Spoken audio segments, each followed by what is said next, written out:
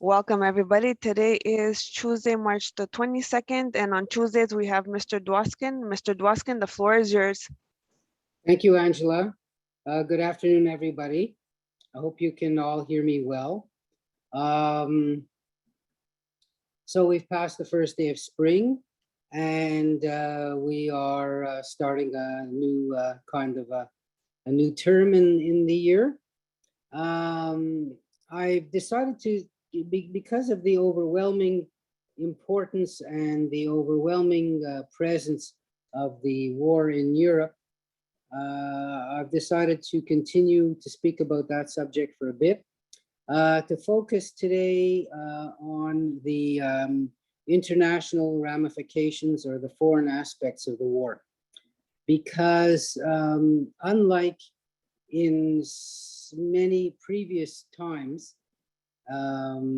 today, because of the close ties that the world has to each other, because of the internet, because of the presence of film crews all over the place, it's pretty well instant in real time that people find out what's going on everywhere.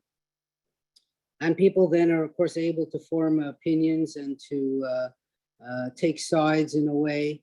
And although the war is only being fought between two countries, so many other ones are implicated. And the fact that economic steps have been taken to sanction Russia, the reverberations of the sanctions are really felt all around the world and very quickly. So that's why it's really an important subject. And as I will get to perhaps at the end, it's one of the perhaps 10 most important dates in European history to date. You know, we'll look at that later. But one of the things that we should take note of is that China is being more and more closely requested on the one side to help and on the other side not to help. And the president of China, Mr. Xi, is due for a appointment this fall to his lifetime term. And he doesn't want to have this great occasion messed up by any kind of Chinese involvement in some sort of a war by proxy or even perhaps an active war. And so this Russia-Ukraine war sort of unsettles China a bit, in the sense that although the Chinese government expressed support for Russia, and although they are sort of twins, you know, birds of a feather in a sense, neighbors, both undemocratic regimes, both have a large state-owned economies, still the fact that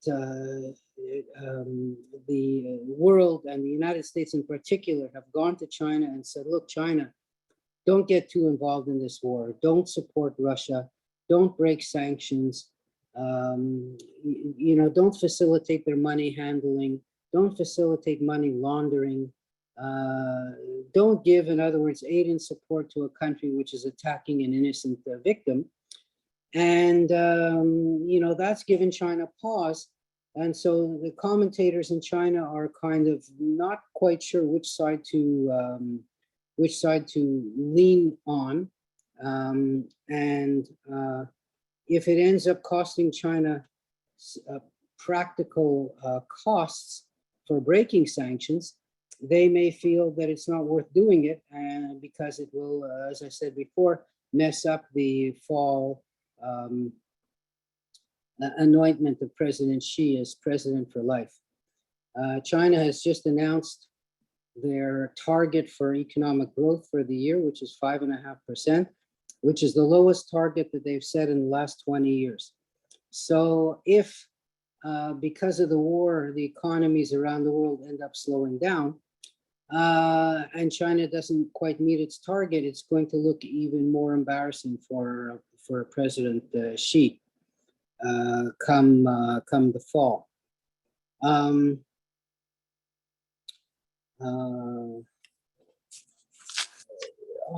the other hand, of course, China is about the only major country that Russia can count on today to buy its export goods of oil, gas, metals, minerals, etc. And China certainly has not agreed to stop buying these things. And therefore, it's sort of a lifeline for President Putin to be able to raise some money for his war.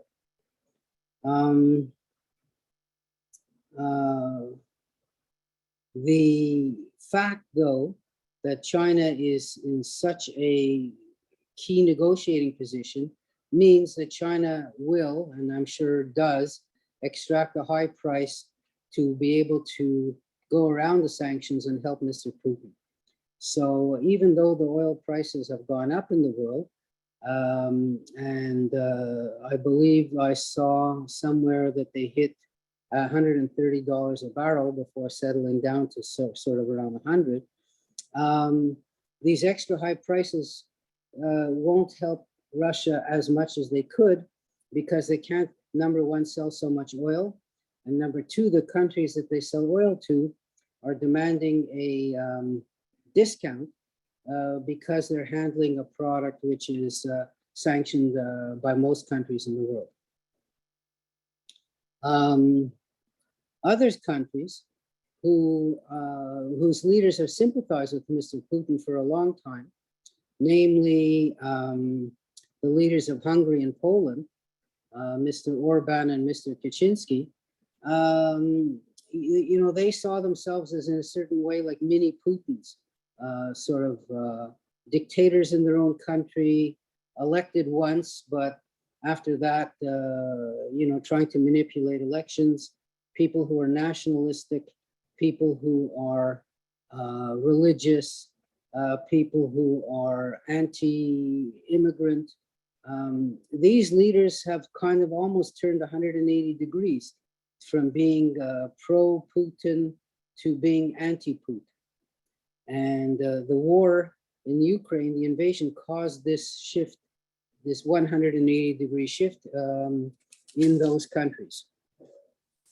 There's another nationalistic leader, the one in Slovenia, who, although not that close to the action, looks as if this could be the last push to get him out of office because of the just general disgust with kind of nationalistic European politics.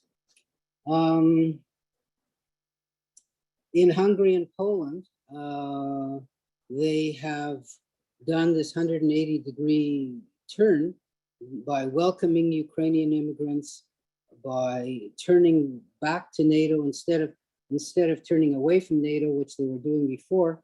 They're now turning back to NATO, realizing that if all of Europe doesn't stay together, Russia could end up picking off these countries one by one. And the reception that these Ukrainian refugees, and I think I saw a number now close to 4 million refugees from the Ukrainian war side, which is getting close to 10% of the country, that they've been welcomed so much by, not so much by the governments in these countries, but by the very people and normal citizens in the countries, that the government sort of has to move along and play catch up or sort of play along with the spirit and offer these immigrants all kinds of welcoming services, schooling, housing, healthcare, etc. And it was the people themselves in Poland, in Hungary, in Romania, and Moldova who paved the way for this. There's other countries like Armenia, who is Russia's best friend at one point. At this point, Armenia is serving as a conduit to receive Russian, we'll call them Russian refugees, Russian people who disagree with the government, who don't want to get arrested, who disagree with the war, and they are able to take flights to Armenia and therefore get out of the sort of clutches of the Russian secret police. Same thing in Georgia, although Georgia was always an enemy of Russia lately, but many of these Russian people, and there's my figures show over 250,000 already, have left Russia to go abroad because they disagree with the government. Even countries like Bulgaria and Serbia, like I mentioned last time, especially Serbia, have turned away from being so pro-Russian to kind of moving more into the middle.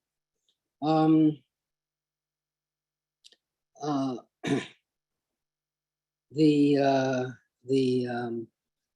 effect on politics, however, is one where these leaders, although they made a 180-degree turn, it may end up costing them their jobs. So, for example, in Hungary, there's elections going to be held this year, and Mr. Orban, whose popularity was already going down, this Ukrainian action could push him over the edge, meaning that he could actually lose an election to the sort of a united opposition, which is made up in Hungary of sort of liberals, socialists, and even nationalists who are against Orban.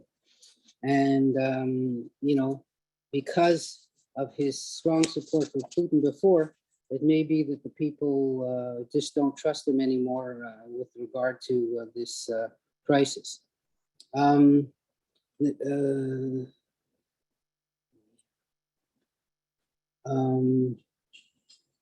Orban, his message is, well, only I could save you from a Russian invasion. But these messages of, can you excuse me just one little second? I want to just shut my door because I hear banging.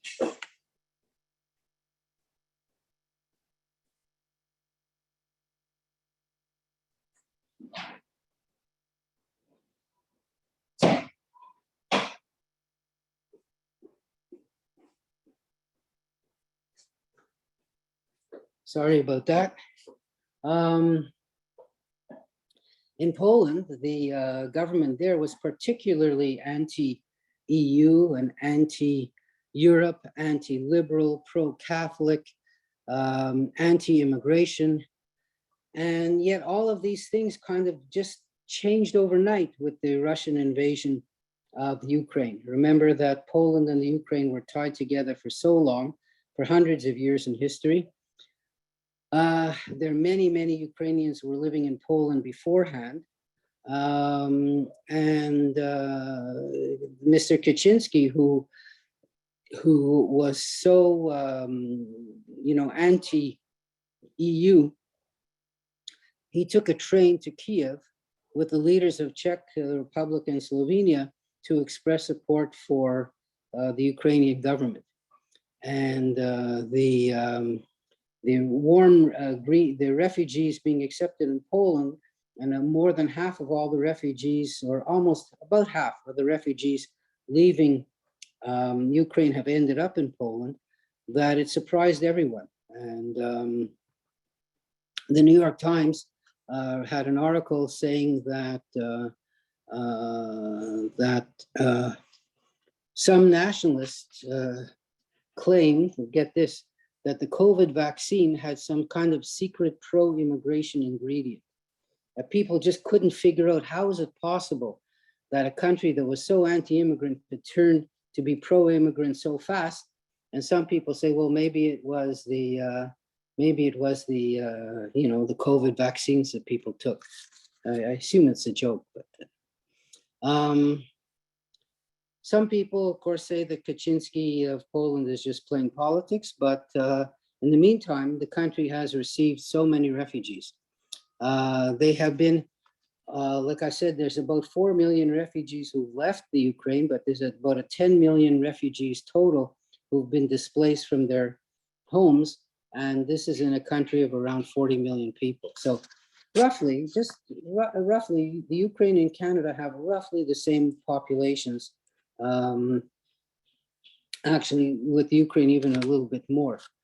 Um, the another, the other great lesson, or the great, yeah, I guess you'd call it lesson, is that Putin's gamble was really a complete failure at this point. There's practically nothing that he could do now that could turn around, his decision, even if he was able to conquer the Ukraine, in another month, let's say. The die is already cast. The sanctions that have been put on, I saw an interview with one of the American financial heads who says that Russia's economy is going to be cut in half in a relatively short time. So in other words, on average, people will be twice as poor as they were beforehand. The invasion didn't change the Ukraine. He wasn't able to kick Mr. Zelensky out, but he made Mr. Zelensky a hero in the eyes of his countrymen and of the world. He drew Europe close together, much closer together than they were before. He made the United States-Europe relations stronger. Remember, under Trump, Trump was ready to abandon NATO at a certain point because his belief was America shouldn't be tied to anybody else. He put China on a bad foot, like I was saying before at the beginning. China now might have to think twice about invading Taiwan if it raised such a ruckus. The Ukraine invasion raised such a ruckus, and they were so good at defending themselves. Taiwan would be even better defending themselves because there's, of course, an ocean of water between China and Taiwan. Putin turned the Russian-speaking population of the Ukraine, which are about a third of the country, or even more than a third of the country, are native Russian-speaking people. And Putin's idea was that he would go into the Ukraine to so-called defend the rights of these Russian-speaking people whose rights were not being taken away. And he managed to turn those people against himself and against Russia. So pretty well all of the Russian-speaking people for example, in Kharkov, which is Kharkiv, the biggest Russian-speaking city, or Mariupol, which is the one which is being surrounded and bombed, by bombing these civilian centers. He's completely alienated the Russian-speaking peoples of the Ukraine against him. Of course, he's also alienated the liberals in Russia itself, as I was mentioning, especially the arts community, the intellectual community, the university people, liberals who live in the major cities. These were people who were Western oriented and believed in a sort of a civil society and believed in democracy. And he's turned these people against his regime.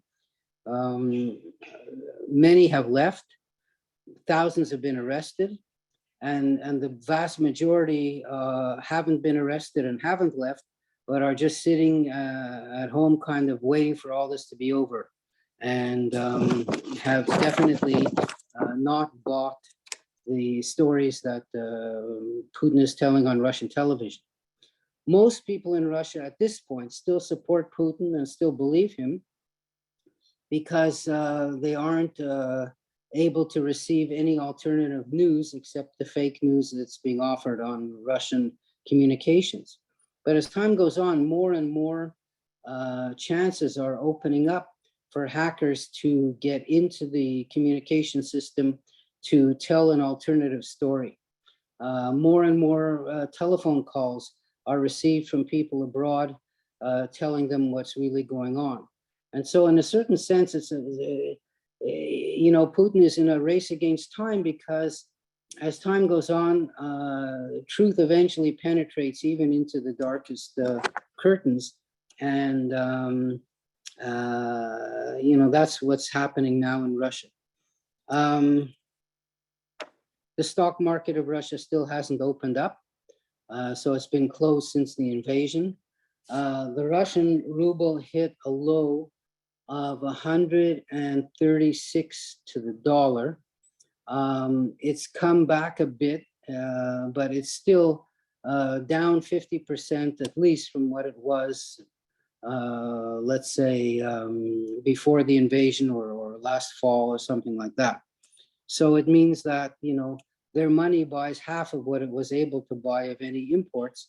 And Russia is extremely dependent on imports for its standard of living, for its consumer products, for pretty well everything that the country does consume. The shortages have begun to be felt. I was reading about rationing taking place in, you know, in some cities for certain items. Many Western companies have just stopped selling to Russia altogether. So all those products are not available. And even if they have the products, they can't get the replacement parts, or they can't get, you know, any supplemental items that they need to go with, let's say, the cars or machines or anything else like that. Putin has admitted that the economy is what he calls in a state of transition. And I would call it an economy in a state of fall or free fall. Russia was never able to be self-sufficient and have a Western standard of living at the same time. And some people in Russia, there was a middle class. That middle class did enjoy a standard of living, you know, similar to European standards. There were modern shopping centers. There are modern shopping centers and modern streets and modern cafes and all that kind of thing. But the war has really instantly changed all of those things that were once commonplace in Russia. Even in sort of smaller provincial towns, people have found out about what's going on, and the amount of dissent against Putin, although let's call it centered in Moscow and St. Petersburg, was certainly plenty found in smaller cities as well. Now, you know, it is true that Russia was or is one of the biggest exporters of oil, gas, and fertilizer. And the world is scrambling now to find alternative sources. So you might have read that the Canadian company Nutrien is the world's largest fertilizer manufacturer based in Saskatchewan. And pretty well, if you go to the right parts of Saskatchewan and you just dig a hole, you come up with fertilizer by the ton, potash, you know. And so they've agreed to expand production by over 10%. And, you know, if those of you who follow the stock market have seen their stock go from around $100 to $130 pretty quick. President Biden has asked the OPEC producers to increase their production of oil. And the funny thing is that I've read two opposite opinions about where this is going. I've read that Saudi Arabia has agreed to increase production, and I've read that they didn't agree to increase production. So I'm not sure which of those things is true. But what I do know is that wherever production can be increased in Canada or the US, that producers are trying to ramp up production. We all know that the US has spoken to Venezuela to see if they could somehow or other bring them back into the civilized world and get oil from there, which has been gravely underproduced. Even Iran, who's on sanctions for you know, for their nuclear sins, is pumping up production because the prices have gone up so much, and they want to take advantage of that.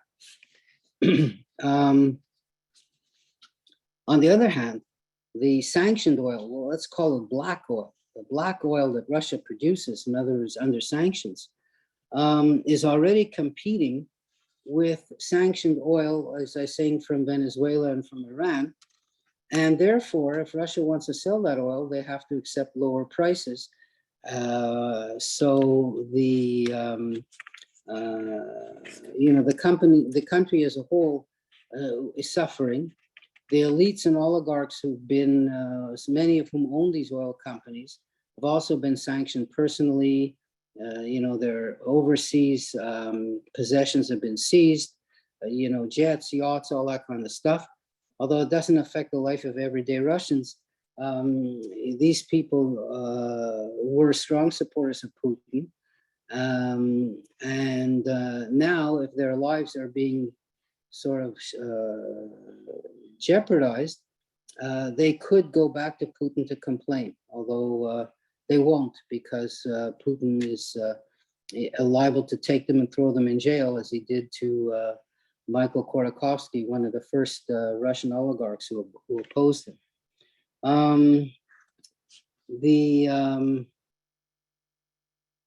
The other thing that's going on, the other sort of type of warfare, is the cyber attacks and cyber warfare.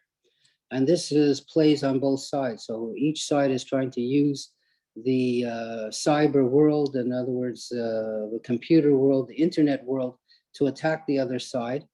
And, both have succeeded so far in creating certain hacks which disrupt life in these different countries. But it's part of the ongoing warfare, and countries have now had to build up their defenses, cyber defenses, not to be knocked out completely, as has happened before.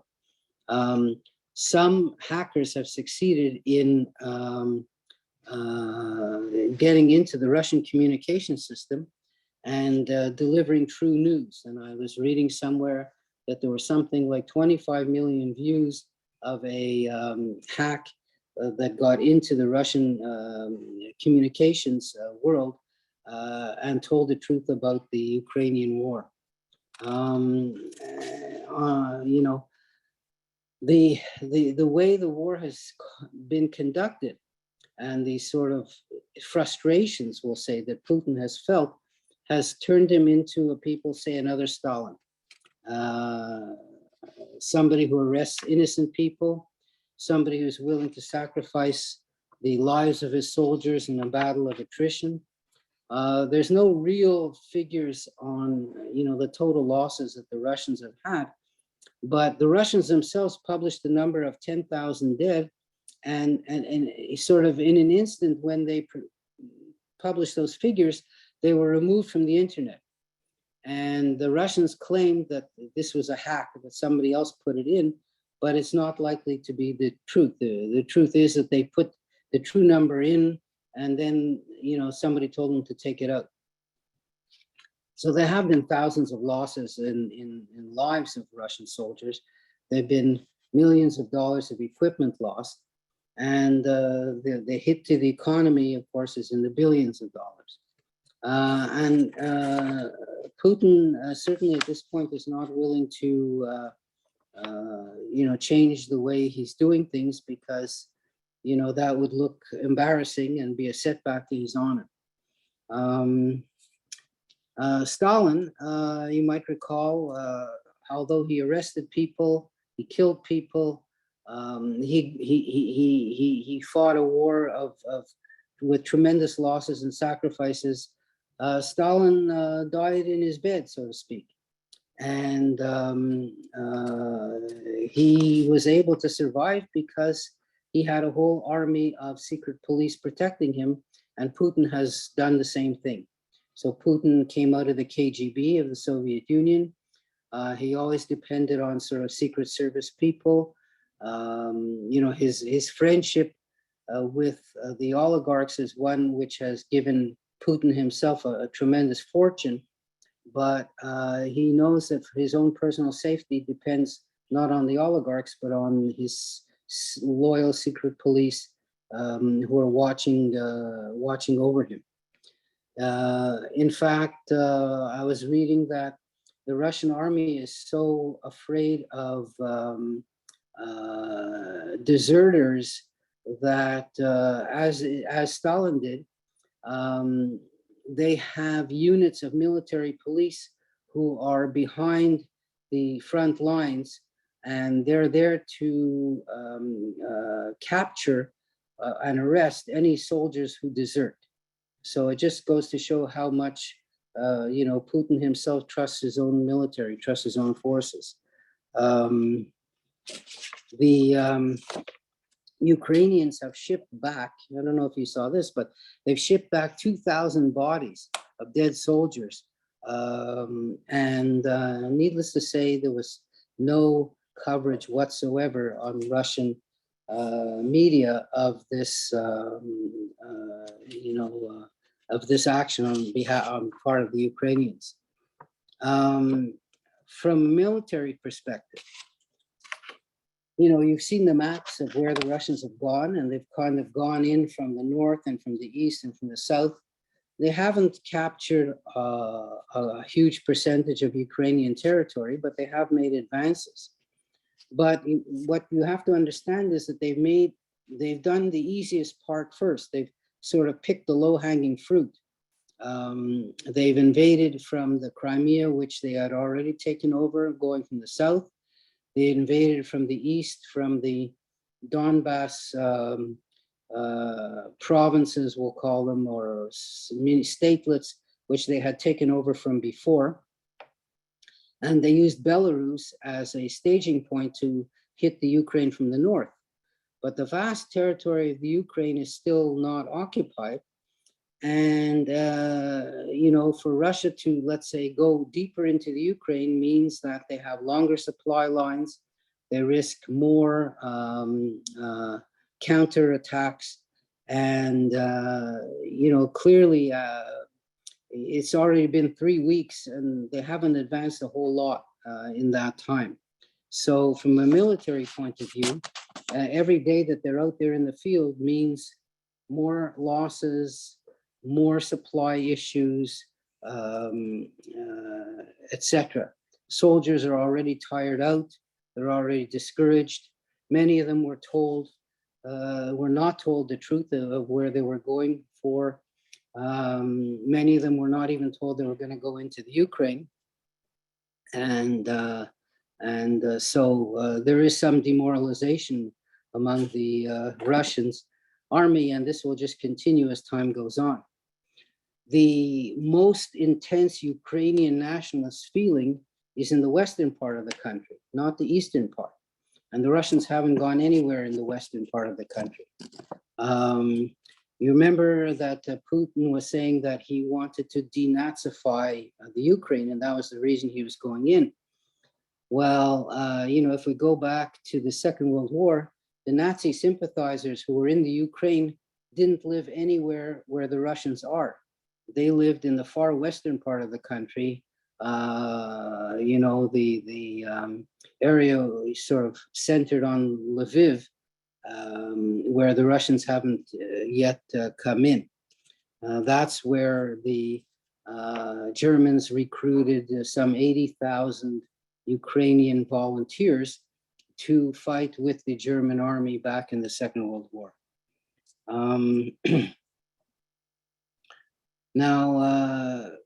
So because Russia hasn't succeeded in Plan A, which is to take over the country and cause the government to collapse, their Plan B is to kind of destroy the country block by block and to sort of starve them out and blast them out, using heavy weapons,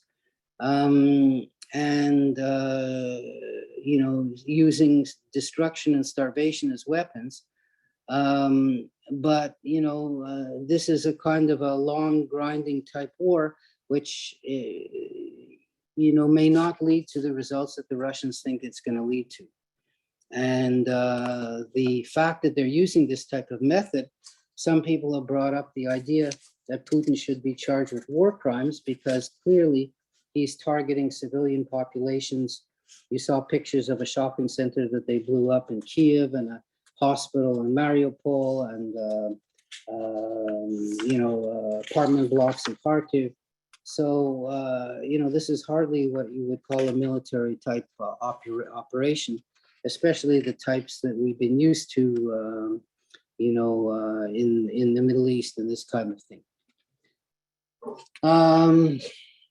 Another international aspect of this conflict is the relationship between Ukraine and Israel. And, just to preface that, Zelensky has been speaking on Zoom to legislatures in different countries. And he spoke to Canada, he spoke to the US, he spoke to Great Britain, and he's tailored his speeches to kind of hit the right notes with each individual parliament.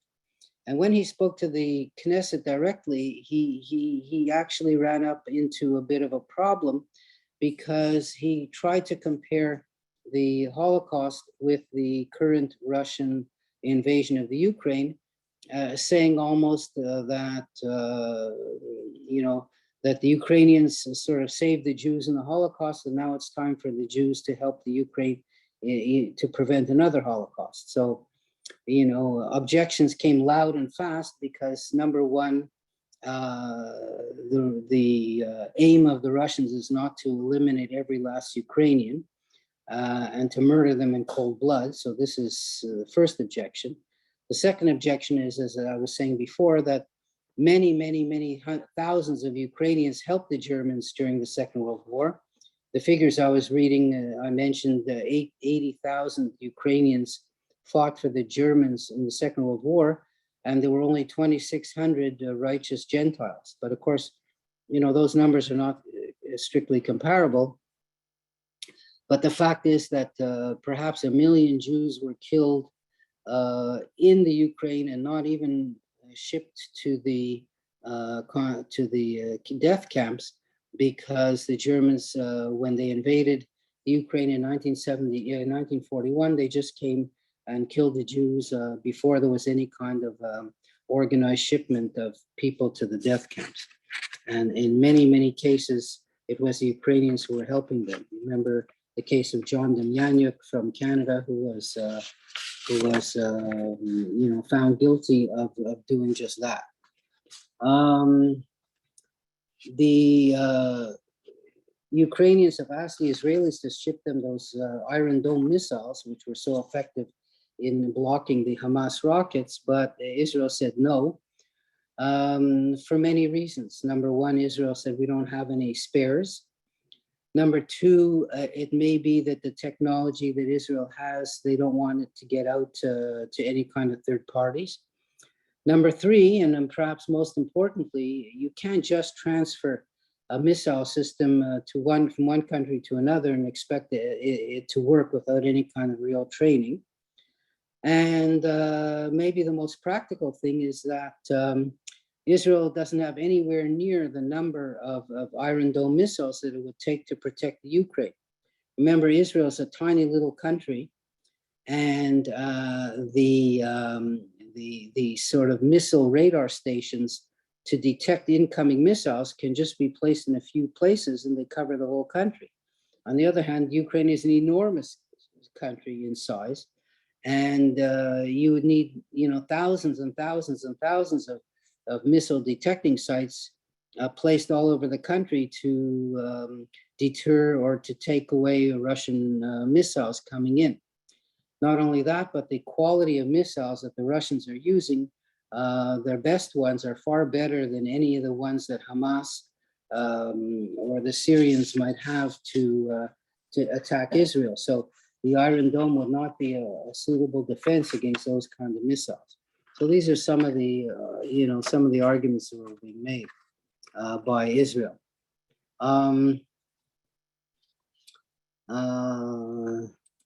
The other point is, of course, that Israel really wants to be more neutral in this issue than most countries, because the Russians, as you know, are based in Syria. They have an air base there.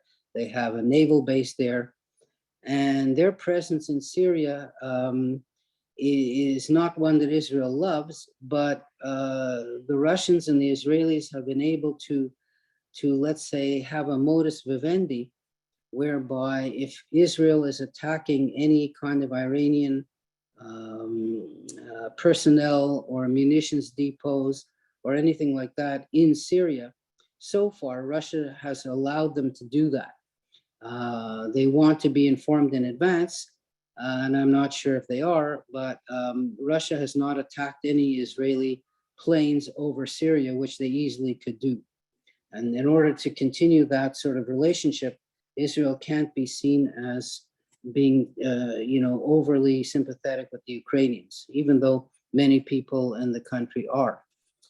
The people who aren't, interestingly enough, when Zelensky spoke to the Knesset, the Arab members of the left-wing parties decided to boycott this speech. And they said, well, this is all NATO's fault. In other words, they fell in line with the Russian version of this whole war.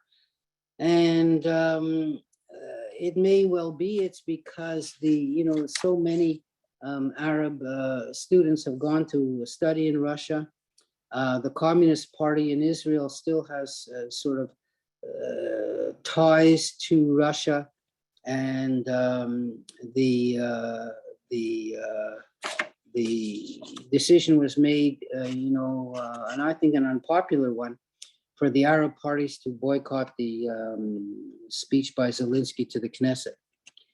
The US wants Israel to send more aid to the Ukraine.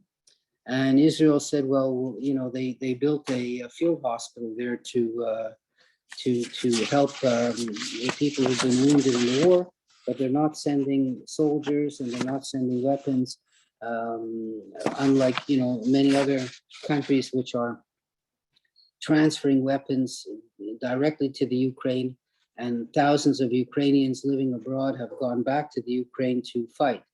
Now, some Israeli Ukrainians have done the same thing, and some Israeli Russians have gone to the Ukraine to help them fight against Russia.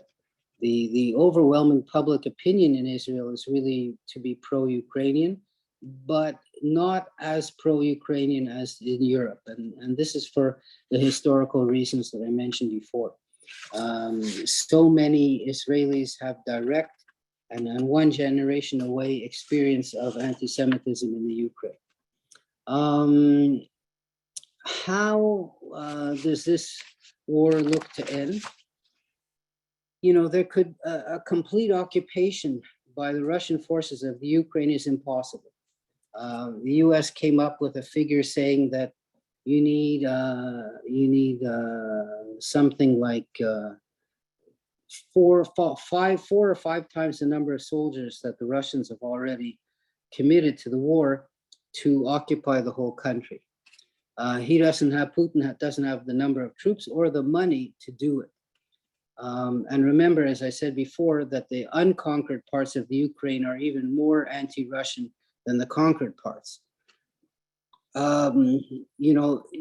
His aim was to replace Zelensky with some sort of a stooge or a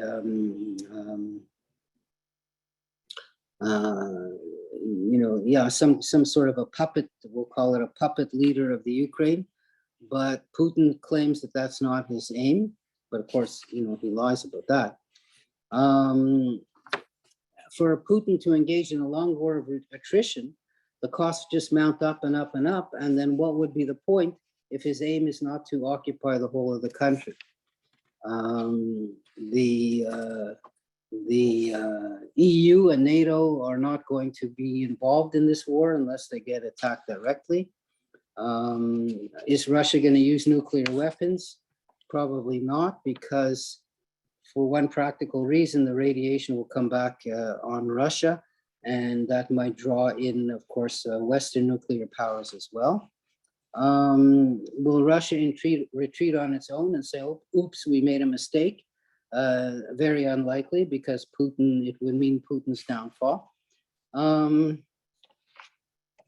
Is it possible that Putin himself might be overthrown by his own secret service? And I was reading, and you may have been reading as well, articles about this in the BBC, who was saying that if things keep up the way they are, the secret service might get quite restive. The fact is, though, that this war is really the very first one since a basic peace happened in Europe in 1945, with the exception of the Yugoslav civil war, which is really a civil war. But this is the first kind of international war in Europe in practically 80 years, which is probably a record for Europe. And there was some references that were made to great important dates in European history, and I thought I would just repeat some of them because I think that in the long run, with perspective going on, we will rank 2022 as one of those important dates in European history. Along with, I just wrote a few down for you to, to keep track of. And one was, this is all European history, of course, the recognition of Christianity as the official religion of the Roman Empire. That's a big plus. That's a big important date in 323, because it sort of set Europe on the path that it's gone to ever since, with Christianity being official religion. Imagine if there was no such thing as an official religion, and different religions or the Roman religion continued to be practiced. For all we know, European history would be very different. In 1052, this is important, that the break of the church between the Catholic Church and the Orthodox Church happened in that year, and that marked again two different pathways for Europe to develop. On that same subject, today, in today's news, the Archbishop of the Russian Orthodox Church just decided today that the war with Ukraine is a holy war. And considering that the Ukraine is also an Orthodox country, but whose church broke away from the Russian church just in the past few years, this shows how mixing religion and politics can end up to be quite a potent, let's say, time bomb. Other important dates in European history I put down here is 1453, when Constantinople was captured by the Turks, and Constantinople was the headquarters and still is of the Eastern Orthodox Church. So again, this sort of mixture of church, of religion and politics comes in. 1492, of course, the discovery of the New World by Columbus. The French Revolution in 1789 was the sort of beginning of a new way in Europe of looking at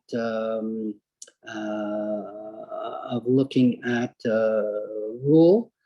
And you could say that the 1789 revolution in France and the subsequent takeover of France by the kind of, we'll call it, nationalistic, non-democratic, murderous revolutionaries presaged the Russian Revolution of 1917, which was led by the same sort of fanatics that was the one that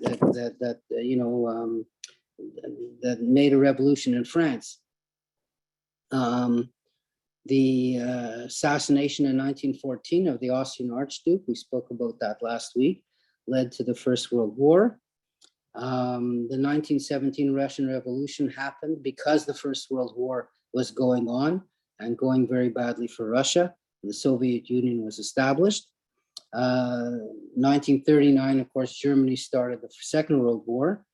In 1945, at the end of the Second World War, the Soviet Union, starting then, was able to expand its empire into Eastern Europe, which sort of led to, some of the things that we're talking about today. And then you had 80 years of peace in Europe until now, until 2022, when the Soviets, with no reason, no casus belli, as we say, no cause for the war, they just decided to invade the Ukraine just like that.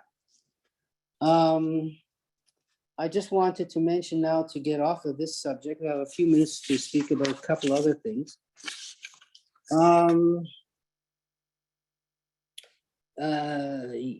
Didn't make world news yesterday, but a one of the leaders, well, let's preface this by saying the following, that, in France, there's going to be elections this spring for the presidency of the country. And Mr. Macron is running against 8 other candidates for the 2-round selection, meaning that unless one candidate wins 50% of the total vote in the first round, in the second round, you have the top 2 candidates facing off against each other. And nobody is going to win 50% of the vote in the first round, that's for sure, not with 8 different people running. So in all likelihood, Mr. Macron is going to be facing somebody in the second round. Now, with that as a kind of a background, there was a murder yesterday in France of a Corsican nationalist in jail. So this Corsican nationalist was accused of killing a policeman in Corsica, and he was sentenced to a long term in jail. And he was shipped off to mainland France to serve his term in a prison. And he was murdered there yesterday by an Islamic radical who was in jail for something else. And this led to tremendous demonstrations in Corsica. First of all, they demanded that he serve his prison term on the island itself, which the French, of course, refused. But the demonstrations in Corsica were so widespread that President Macron said, and perhaps it's because of the election, and perhaps for other reasons, but he said that he would be willing to discuss some sort of autonomy for Corsica. And you have to understand that in France, ever since the royal regime, there's been a kind of a very strong centralizing feeling in France, that France is not a federal state, that France does not have provinces, that France does not have autonomous regions.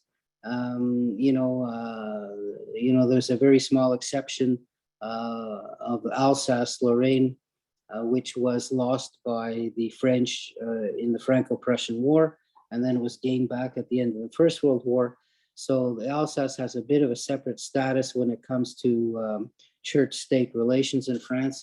But with that very minor exception, France always saw itself as sort of one centralized, unified country divided into a bunch of départements, which are like cantons, we'll call them, with no real strong power. And the fact that France is saying now that they're willing to talk about some sort of separate status, so-called sovereignty association maybe, or I don't know what else, for Corsica means a real strong break in with the past. Now, was this done by Macron to avoid or to calm down the population of Corsica so that they won't go on rampages during an election campaign? Or was it done because of a realization that, France is not the homogeneous state that it makes itself out to be? It's hard to know. But this event in the murder, and the guy's name was Mr. Colonna. Mr. Colonna's murder sparked a huge kind of uprising in Corsica. And, Corsica, by the way, is an island in the Mediterranean off the coast of France. So it's not far from France. It belongs to France.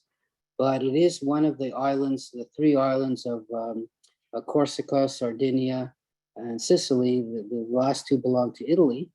And you probably remember that Napoleon Bonaparte was born in Corsica, where, the mother tongue of many of the people is not French, but is a Corsican, which is a kind of a dialect, we'll call it an Italian type dialect. And Napoleon did not learn to speak French until much later when he went to have higher education back in France itself.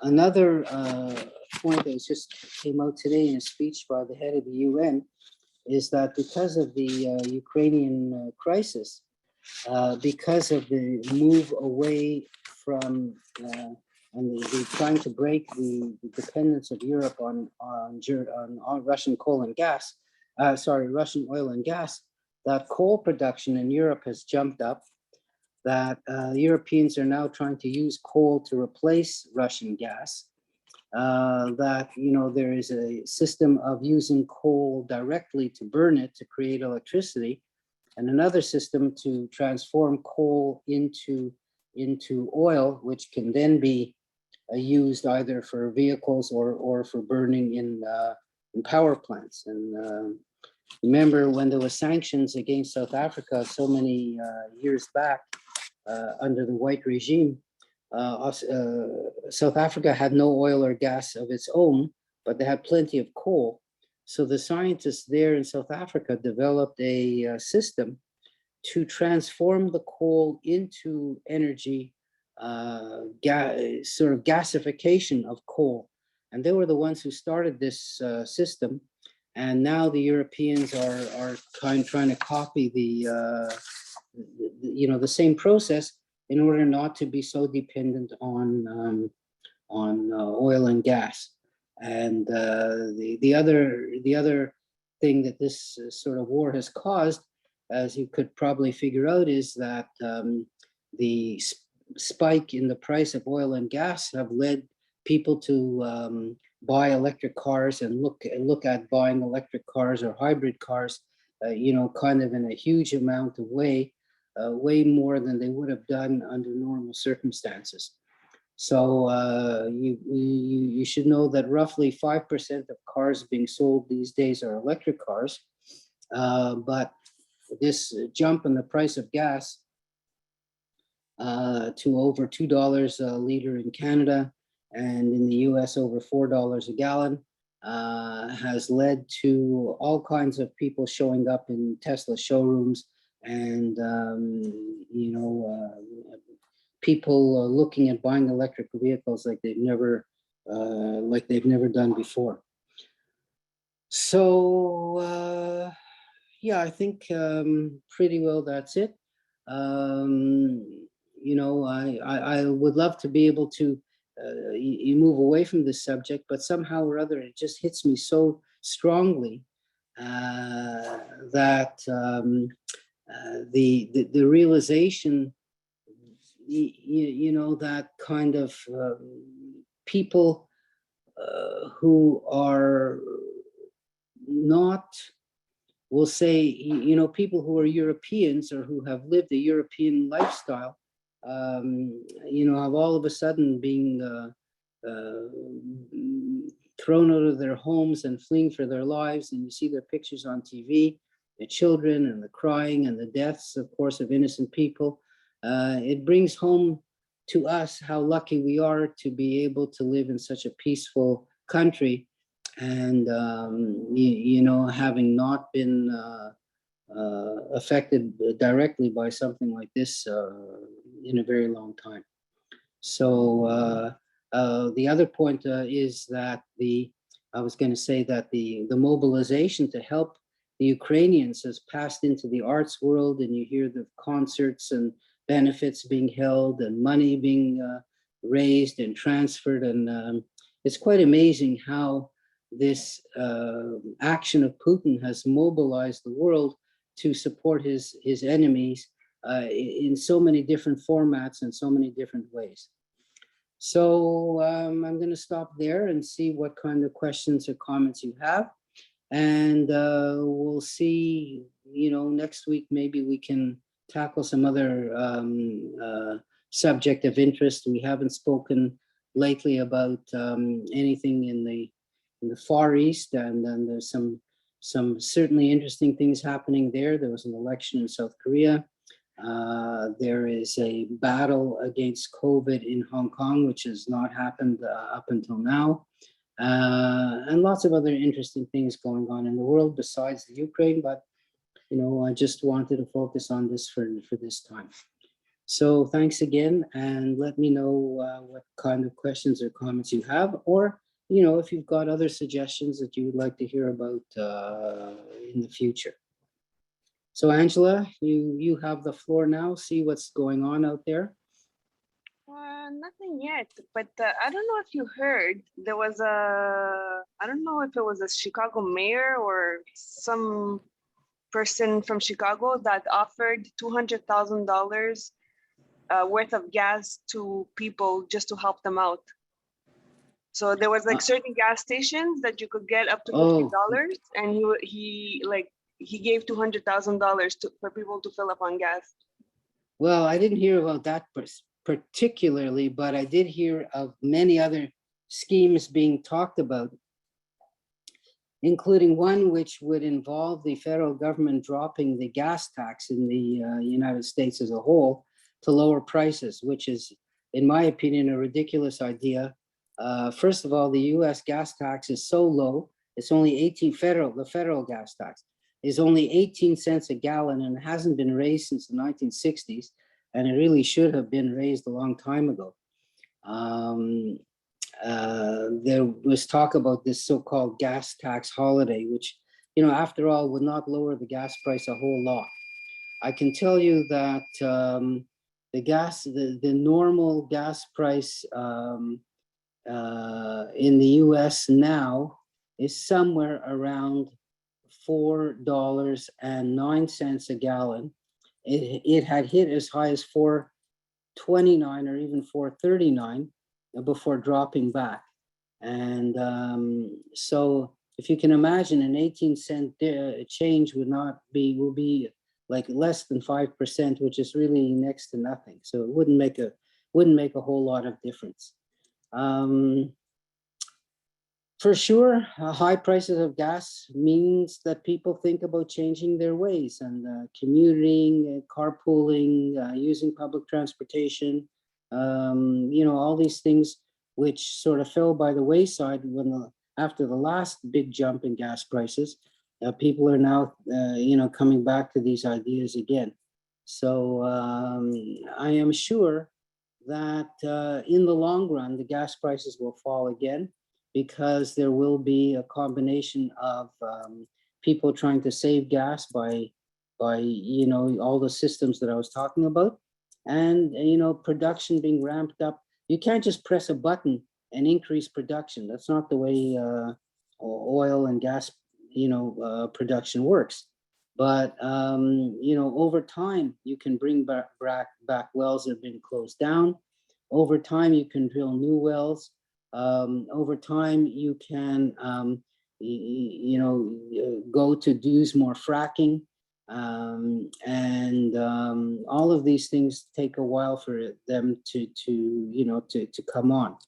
And the same goes for gas production. It's not instantly that you snap your fingers and you can produce more gas, but the gas is all there. There's no shortage of gas in the world. It just has to be drawn out of the ground and shipped by pipeline to the right places. And, those pipelines sometimes have to be built, and that takes a lot of time. So, the world responds, or the economy responds to increased demand and higher prices. It just takes time for it to happen. Any other questions or ideas? I hear this ringing sound. I have no idea where it's coming from. I don't know if you can hear it yourself. I can't hear it. Oh, you can't? Okay, that's a good thing. Oh, now I hear it. It's like a beeping sound, like a beep. Yeah, it's sort of just a long beep or a long ringing sound. It's coming from somewhere around here, but I have no idea where or what. There's nobody else, Mr. Dwoskin. I don't see any raised hands or in chats. Okay, so in that case, I want to thank everybody. I hope to see you all again next week, and we're coming closer to a holiday period, and people have all kinds of different things to do. People who are in Florida, like myself, getting prepared to come back home. It's this huge migration. The migration is as big as the as the birds flying north. I know that's why they call us snowbirds, and we're just like birds who fly south in the winter and fly back north in the spring. And that's what, oh, there it goes. Sound finished. Oh my God, my ears are so ringing. So like I said, I hope to see you all again. And if you can think of something during the week that you'd like me to speak about, just email myself or, or Angela, and I'll be glad to look into it. So thanks again, and I'll see you all again. Thank you, Mr. Dwoskin, and thank you to everyone listening in over the telephone and online. We shall see you next week. Have a great And rest thank of you, the day. Angela, for everything. We'll see you next week. You're Bye. very welcome. Bye-bye.